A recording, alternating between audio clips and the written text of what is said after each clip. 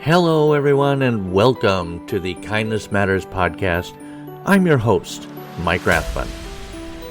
On this podcast, we promote positivity, empathy, and compassion because we believe that kindness is alive and well, and there are people and organizations that you may not have heard of in the world, making their communities a better place for everyone. And we want you to hear their stories. On this podcast, we talk about matters of kindness because kindness matters.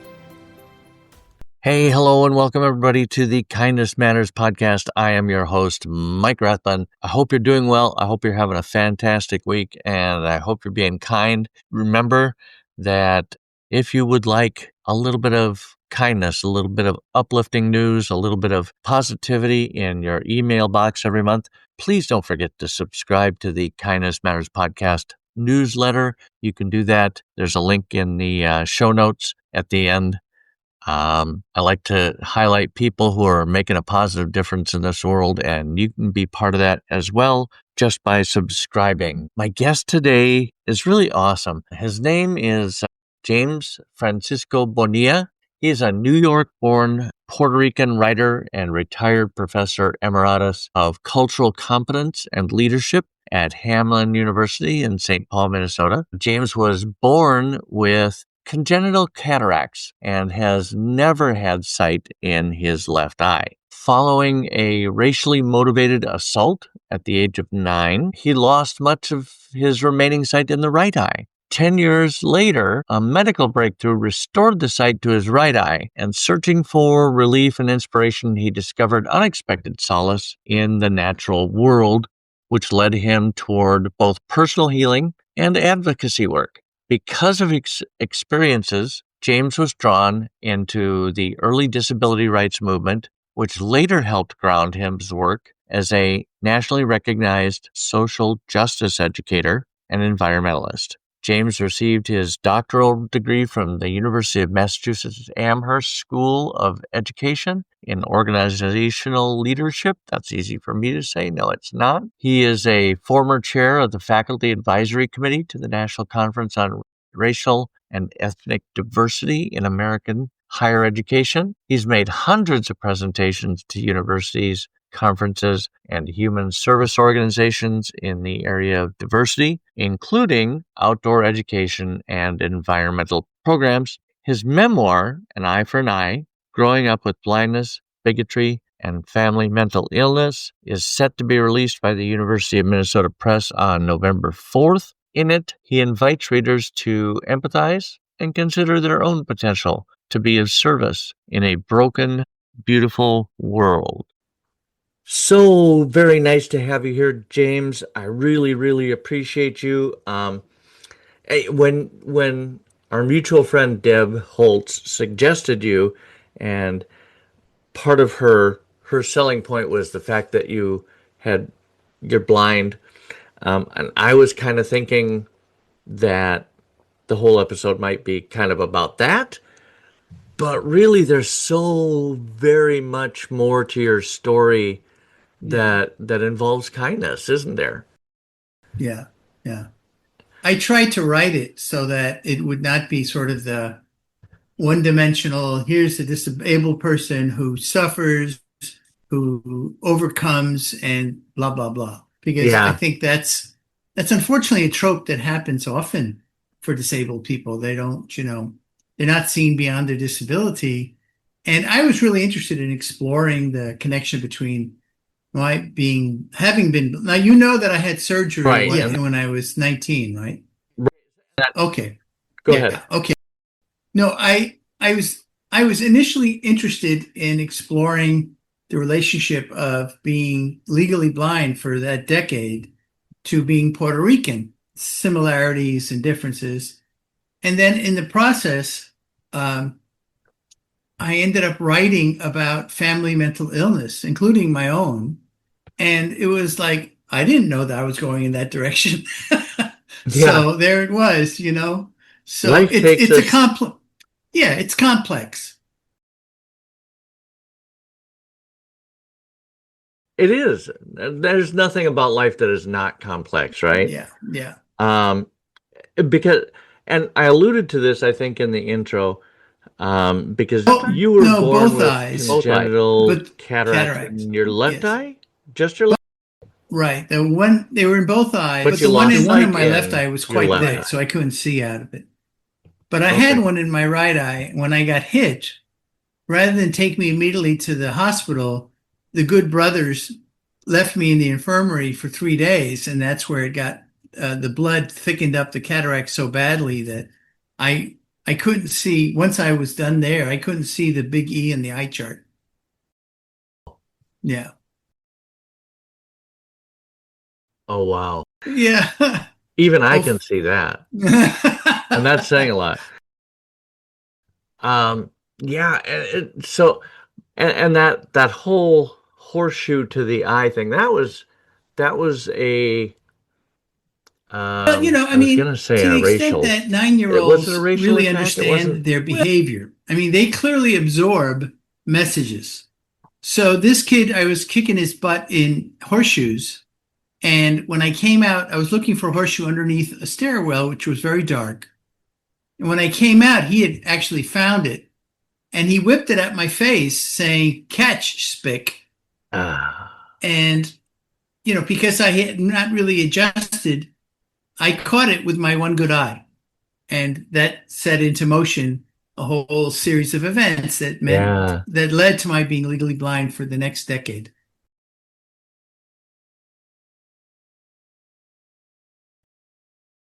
Wow, that's crazy. And what was this Well, it this was pretty amazing, because technology they that couldn't was do able to surgery restore on young your people with sight to your right cataracts eye? because the fibers that held the lens of the eye on were very thick and hard when you're young. Yeah, They okay. could they could do it with old folks like us now, but they couldn't do it with young people. And then they came up with this new approach using ultrasonic sound. So not to gross out your listeners, but basically they had They're a fine. they had a vibrating wand that basically shattered the lens of my right eye, and they had a teeny little vacuum that vacuumed it out, and with the vacuum and the lens went the cataract. So That's I was given a contact. Now it's like you're in and out one day. It's all laser, incredible. poof, poof, poof, and boom, you're done. They give you Yeah, the contact and they implant it now. So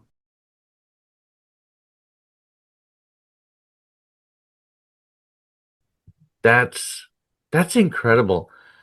Um, but and so this whole all of your combined experiences um kind of led you to and again I think I talked about that a little bit in the intro, um, how it this kind of drew you to nature, or that nature is where you found healing, right? From yes, yeah. everything in your life, um, from the discrimination you were facing, the blindness, Well, and some mental health been great if it issues. was just my Was it your mom, mom? but it was primarily my mom. Okay. And, you know, uh, yeah, so I ended up uh, going outdoors when things would get really bad. Yeah. And that's where I found solace and I found, spirits in nature in the form of animals that just, really blessed me. In the book, I talk about being in the woods and great horned owl would land in a tree next to me, or walking down a trail and a coyote, or at least I could tell it was a coyote because of the color of the eyes in my flashlight would fall. So it gave me a sense that I was not alone when, I felt the most alone.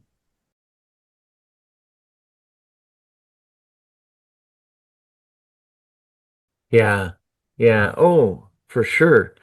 That's amazing. And then it all led you into all of that, all of those experiences kind of led you into You went to college, you got a Yes, doctoral right. degree from But University of way before that, UMass I mean, I had quite Amherst, a right? gap between finishing my undergraduate work and I had surgery done on me when I was 19 and I got the sight back. But I had already sort of got into this track of working with disabled populations. Oh, So there's a great film called Crip Camp that was done by the Obamas about this camp in upstate New York for disabled young people. And oh, a lot of those young people ended up being leaders in the emerging disability rights movement in the 1970s. I oh. ended up working at that camp. And so that's how, and then like a lot of them, when I finished my stint at the camp, I moved to California, which is really where it was happening around disability rights issues. I had my second sit in there. I Right. had that would have been 1976 or Nice. 77. What year was that? Was that Well, I don't know. they There were really some knew movie 70s and were the best times for protests, weren't yeah, they? yeah.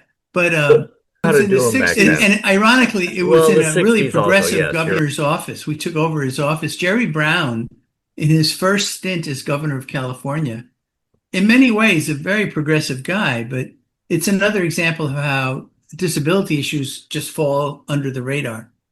yeah. And just, he was always fiscally conservative and he cut funds for transportation for disabled people. Oh, Now, if you're in a wheelchair or you're blind, you need transportation. I mean, so we ended up taking over his office, but it was just sort of ironic that one of the most progressive governors in history were the one that we had to take over his office. yeah, for sure. I remember, did he not run? How many runs for president did he make? One or two? I think Oh, yes. 76, I think he ran.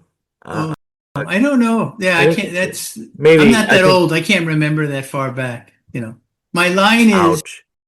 I know, here's my line. You can use it. As I get older, I get better looking, but my memory gets worse. But I can live with that. It's okay. Exactly. So feel free to use Exactly. that line anytime. I paraphrase that a lot. Yeah. Um, so okay, so this was now was that before or after that was before you went to get your doctoral degree? Oh, yeah. Well, after I didn't go for my doctorate until 15 years later. Okay, Yeah. all right. Yeah. Yeah. Um, but you've traveled quite a bit in was it as part of your Well, one of the interesting things was the reason when I left Camp Jened, which was where the Crip Camp okay. film was done, was I had to do an internship for my major in therapeutic recreation. And there is a very well-known recreation and rehab center in San Francisco known as the Pomeroy Center. So I ended up getting an internship there and in 75. And then when I graduated, I got a job there. So I lived in San Francisco 75 to roughly 77. Okay. Those were the glory days. It's so funny that you say it. When I in 79 I went into the Air Force and I had to do some of my training at a at an Air Force base called Castle Air Force Base. It was out in Merced, California, Central Valley area. But I didn't have any other way. I had no idea how to get there except to fly into San Francisco and take a bus. And I flew into San Francisco. I got there and I got down to the bus station and I said, I need to go to Merced. And he goes, there aren't any more tonight. And I'm like, oh my gosh, what am I going to do? Are you familiar with where the bus station is in San Francisco? Yeah, it's the most exciting neighborhood in San Francisco. That's as nice as a way I can put it. Market Street. Yeah, yeah, yeah. I lived not Yeah. too far from Market Street for a Oh long my time. gosh. And I had this, he seemed like a really nice guy, and he volunteered to help me get my stuff stored and in a locker. And he said, "Well, I know where you can crash for the night." Oh And boy. I Uh, was young and naive. I was like 19. Um, and then he bought me, that was my first Jack in the Box. And none of this has anything to do with what we're talking about here, but no, I'm familiar kindness. with San Francisco. It has to do with kindness. It, Kind of. he had ulterior motives. I thought it was going to Okay. go there. He's a Navy guy, go figure. Yeah, Um, no, I take that. No, oh my God. I might have to cut that out. that's fine. Uh, but all of this informed your sense of racial justice. Is Well, that fair to it say? did. I mean, It all of your did. experiences? Interestingly, I think my first real putting my foot into the stream of of social justice Social justice, not racial. I'm sorry. was about disability. Okay. But I had lots of experiences growing up that were not about my being blind. Even before I Yeah. had the eye accident, I went to a Catholic parochial school, and because I was bilingual and I had an accent, the nuns told my mother that I had a speech impediment and I had to go into the slow class. Now, I was no dummy, and of course, that's how I got into trouble and got sent to Catholic reform school because I was just bored in the Yeah. in the slow class. Right. But it turned out that I wasn't alone in that experience. I think I did some research to find that about the age that I was in Catholic school and got sent to the slow class, 80% of the Puerto Rican kids in New York never graduated high school. So Oh, there was wow. clearly an impression that difference was deficit. And again, that applies also to issues of blindness. Yeah. But I didn't have that awareness at that age.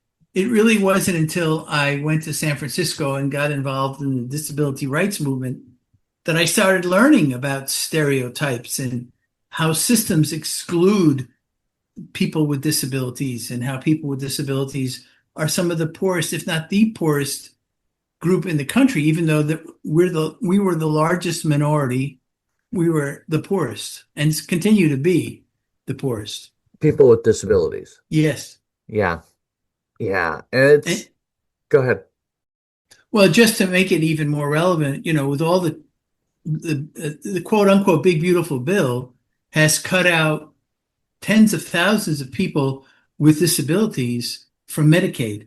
And these are Yeah. people who didn't have very much money to begin with. So that unfortunately, Yeah. that systematic expression of ableism continues and Yeah. it's worse. Yeah. I didn't know if I wanted to bring up the current stuff, but you did, so here we are. Yeah. I Um, know you wanted to talk more about kindness, so feel well, free to take me and there. I mean it's true. The policies that are being pushed current time, real time, do seem to, whether I don't you know, whether intentional or not, do seem to target those underserved or the marginalized. Yeah. Yeah. I have family members who are part of the LGBTQ community, and And if you're elderly and you don't have much of an income, you're getting screwed royally. yeah, So, I mean, but you're right. It's about people who are often were at the fringes or the edges of society are really getting, piled yeah, on. Yeah. absolutely. And that is the definition of anti-kindness, is it not? I mean, when you're Yes. Yes. directly pushing policies that harm people who are already probably not doing so well in the first place, that's not very kind. No, the big unkind bill. That's what I The would call it. big, ugly, unkind bill. Is there Yes. EUUKB? I don't know. Yeah, it's too bad, and it's frustrating, and well, and a lot of those policies are also taking money from nonprofits, and that includes food Sure. bank, and we're back to the poorest of the poor, or Meals Right, on right. Wheels, and Or or USAID. the elderly. Yeah, Huh? yeah. Yeah, USAID. We are not living in the kindest of times. We are not. It was, I can't even say it was the best of times. It was the unkindest of times. Yeah, there you But, go. but, so, and it's fascinating to me how all of these things led you to who you are and where you are today. You know, Yeah. I mean, as a kid with cataracts, you never would have dreamed that you would have grown up to become an advocate for for social justice, I don't think.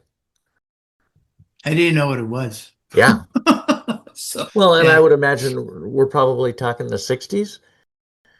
Well, There was a lot of my accident for my eye when I was 9, it was 1964. okay, And then it was corrected, at least in my right eye. I still don't see out of my left, but it was the right eye was corrected in 1974.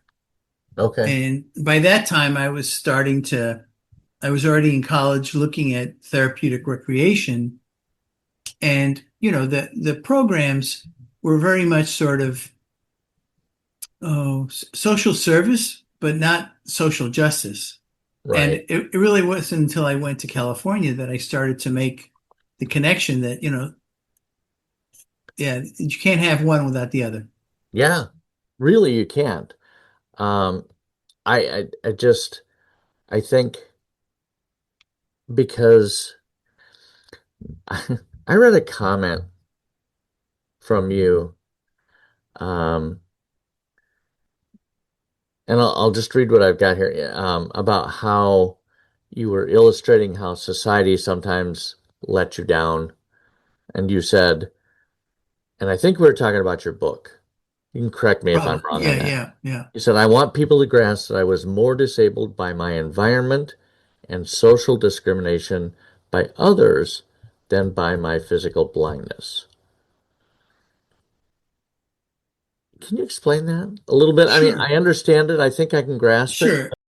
I can give an example that I think might be helpful. So, you know, um, when I was still in college, I was, no, I was a senior in high school, and I was getting ready to apply for programs in therapeutic recreation. But one of my mentors said to me, "You need to go to the Department of Rehabilitation Services, which was a state agency, and have them sign a form verifying that you're legally blind." So I said, "Okay." I mean, this was before the day of faxes and all that. So I made my way down, and this man who is, in an office and is, getting near retirement age, and he welcomes me in, very nice. Yeah. And I say, "Well, I'm here because blah, blah, blah." And he says, "Well, James, this is your lucky day because I just got in this posted announcement that Grand Central Station has an opening for somebody to run one of their newspaper kiosks. And you will make a much better living doing a newspaper kiosk than you would ever do. So I want to encourage you, forget about college, sign here and we'll get you this job." Now, you and I both know that newspaper kiosks barely exist anymore, Oh, but that's true. it was very emblematic of the way that disabled people, particularly blind people, get sort of funneled into low-paying jobs. Piano tuners. So, I was uncharacteristically tactful. I said, "Well, sir, thank you very much, but I want to sort of be like you, helping people, and I want to, get my degree in therapeutic recreation. So if you could just sign this." And he was kind of taken aback because I'm sure at the time he thought, this is what my job is to get people jobs. Yeah. But he, kindly he signed it. And Oh, I had been nice. told by my mentor, make sure you don't leave there without getting a copy of it because the state was infamous for losing things. So I got a copy of it so that I could make sure that my application, and it was funny because I was up for a full scholarship and then Richard Nixon came into office and unlike today, or like today, he ended up cutting a lot of the funding for students with disabilities. I mean, I'm still able to cobble together that and get a couple of summer jobs, but yeah, that was my first real run-in personally with how systems, institutions perpetuate ableism. Yeah. I hadn't really ever experienced that. In some ways, I was very lucky because I went to a high school. Well, before I went to high school, I went to junior high school, and they wanted to teach me typing because that's another thing that blind people could do. Really? Typing. Yeah. Okay. And I was like, I hated typing. And I had no interest in it. My mother was a secretary and she could type my paper, so I didn't need it and I didn't want it and I didn't want to get funneled into that. Fair. By the time I got to high school, I had some amazing teachers in high school who got me involved in the ecology club, got me involved in the swim team, and really helped build up my resume for college. Yeah, so I have good experiences with institutions and not such good experiences. Yeah. So, and I was Yeah. just lucky. I took advantage of the good ones. Hey, I mean, yeah. So your interest, I mean, I think doing the type of work that you're interested in, the work in social justice, I believe is a kind, and because you're fighting for people who have really no voice, right? Often, Or yeah, or very little voice. or nobody wants to listen. Yeah. True. And so that's cool. Um, I'm struck by there's a chapter in your book,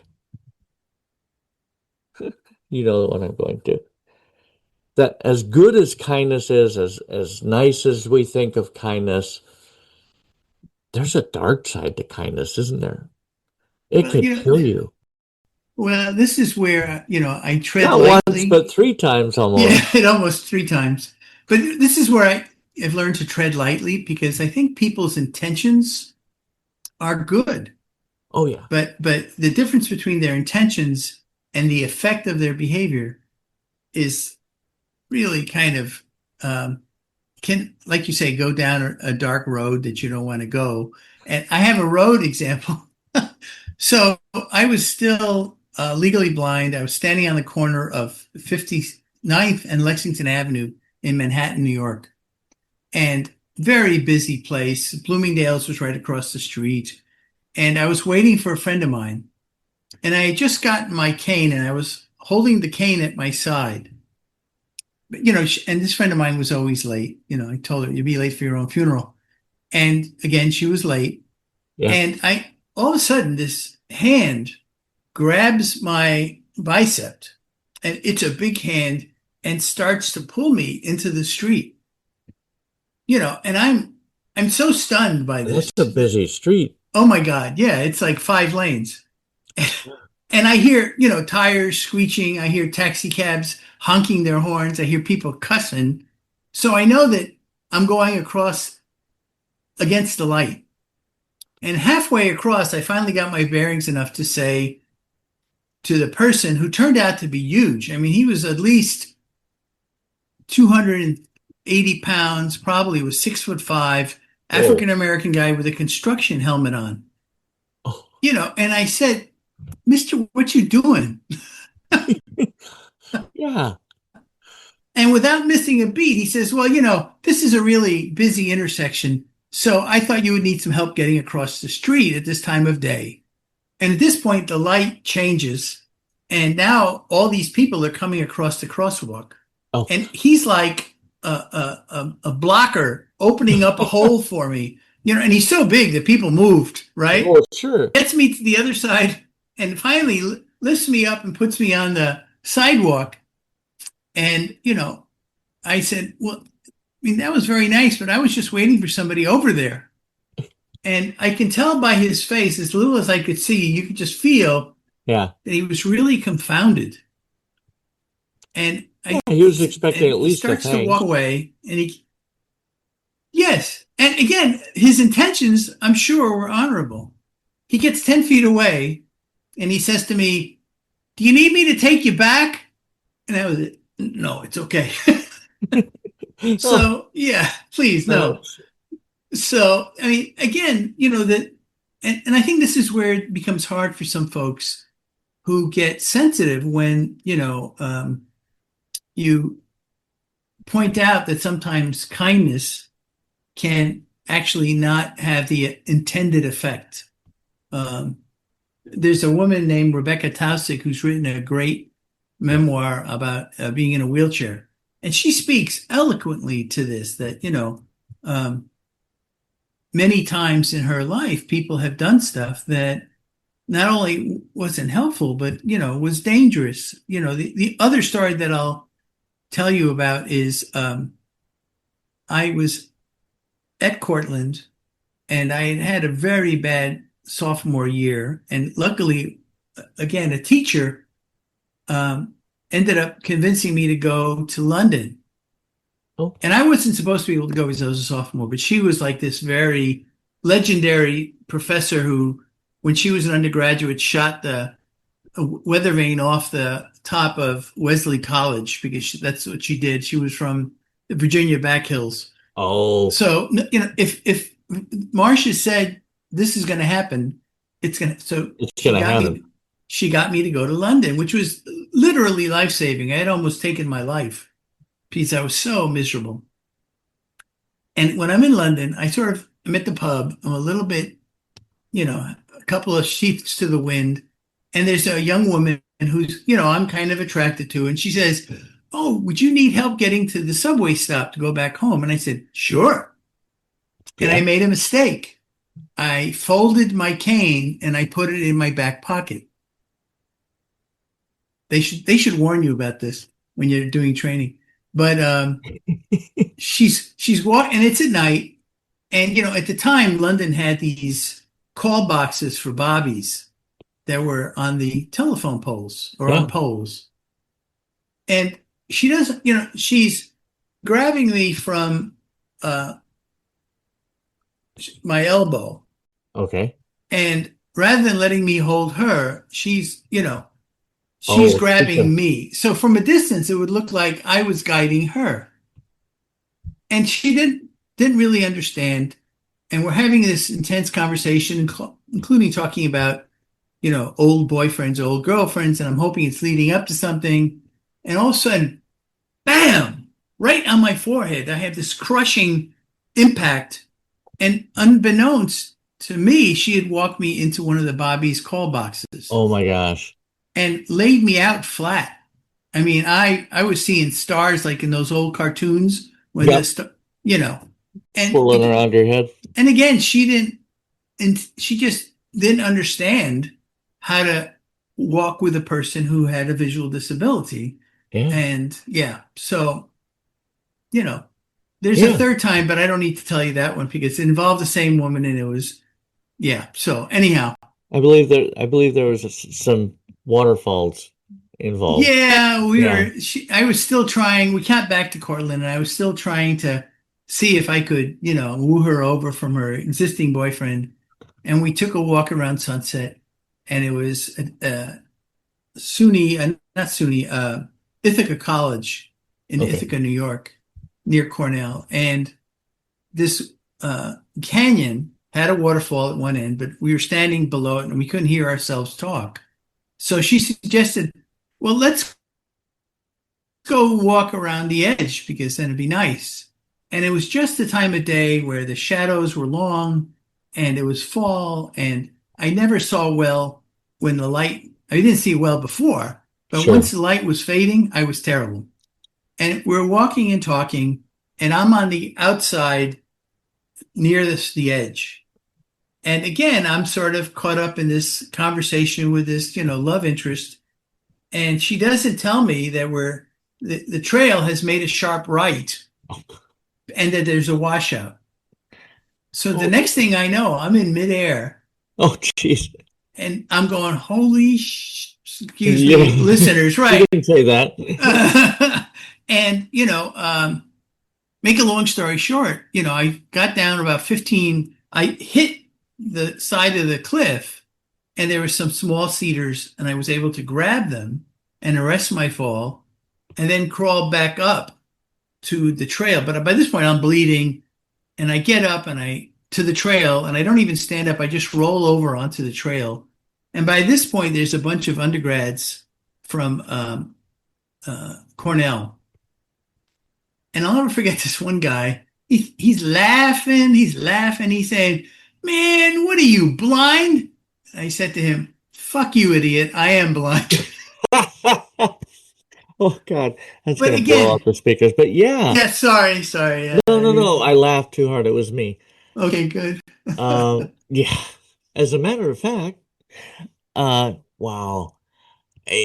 I'm so inspired by you, James, because you've had a lifetime of negative experiences, and yet you somehow turn them into fighting for people, for causes that are needed in this country, Mm, in mm, this world today. mm. And I have a little amount of time left, but I want to talk about your book. Your book is coming out November 4th through Yes, University of Minnesota Press. yes. We will have And a link to that. you can pre-order it too and get 30% off. And Oh, I'm a cheapskate, so I think it's a good idea. right there with you. Right there with you.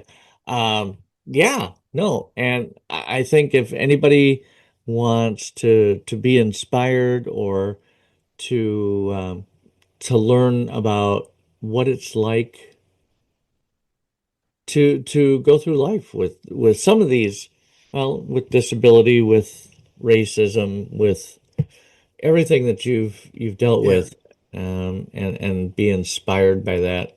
I don't know if you wrote it to be inspiring, but Well, not so I much. think it No, can be. I wrote it. Yeah, the title is an EYE for an I, letter I, growing up with blindness, bigotry, and family mental illness. And one of the things that I say in the book is that blindness didn't just happen to me, it happened for me. That, as much as you want to say, well, aren't you inspiring? You did this on your own.